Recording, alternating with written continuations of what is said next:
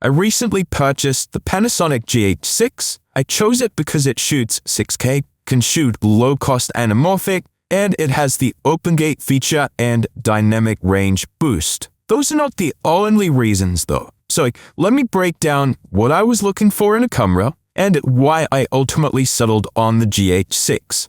Well, first, I wanted to be able to shoot 6K. I produced lots of videos delivered in 4K, but when you're shooting a talking head, it's nice to have a larger resolution to reframe and scale your footage whilst maintaining your resolution. Next, I wanted a camera that produced really cinematic-looking footage. When just creating everyday content, I'm mostly thinking about the basics. I want everything to be in focus and sharp and look good out of the box while in a smaller, more compressed format so it doesn't take up heaps of space. But for narrative filmmaking, I want a camera with excellent depth of field, which could mean having a full-frame sensor. I'd also like the ability to shoot RAW, so I have the best footage to manipulate in the edit, and maybe even also be able to shoot anamorphic, which I have wanted to try for a while. Next, I wanted great stabilization. For all the types of things that I shoot, I'm typically running solo and with a short amount of time,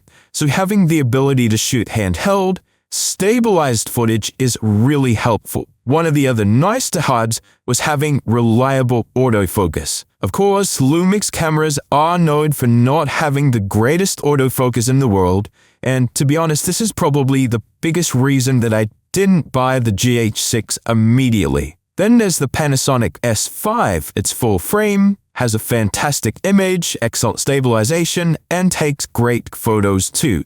This camera ended up in the second place for me alongside the GH6. It has many of the things that I'm after. It's full frame, has excellent image quality, but it also has great stabilization and a smaller form factor, so it's good for running and gunning. So ultimately, why did I choose the GH6 over the S5? The S5 has a full-frame sensor, which means that it has better depth of field and potentially more of a cinematic look, which is what I said I was after. The GH6, on the other hand, only has a micro four thirds sensor, which is a bit of a trade-off. But the upside to the smaller sensor is that the GH6 can record 6K 60 frames per second internally, which is just insane. So much higher resolution. The S5 can record 6K, but only externally, which would be great for shooting something high-end like a film when you want it in RAW or in ProRes,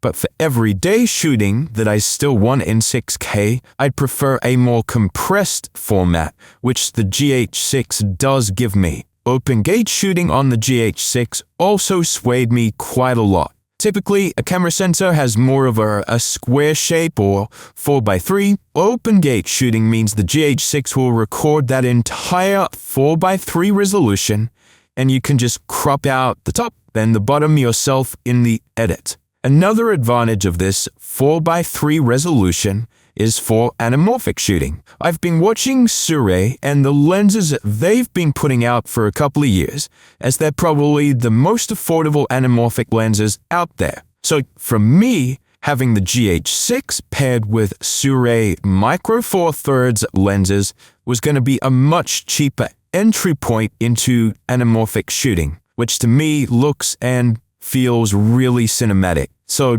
I was happy to trade this for the full-frame sensor that some of these other cameras offered. Also keep in mind that by using a Metabones speed booster on a micro four thirds camera, you can increase your field of view, get closer to full frame, and get more light in, meaning that you can lower your f-stop and increase your depth of field. One other benefit of open gate shooting is for creating social content. By having that extra vertical space whenever you film any content, you've got all that extra height if you're trying to repurpose that content into social content, which is something that I do every day. Now, some other factors that determined my choice as well was that I already own several micro four thirds lenses as well as Canon EF lenses paired with the Metabine's speed booster. So it would be better for me to stick with that same ecosystem rather than switch to something like Sony and have to go out and purchase new lenses or adapters. Thank you so much for watching, and I'll see you in the next video.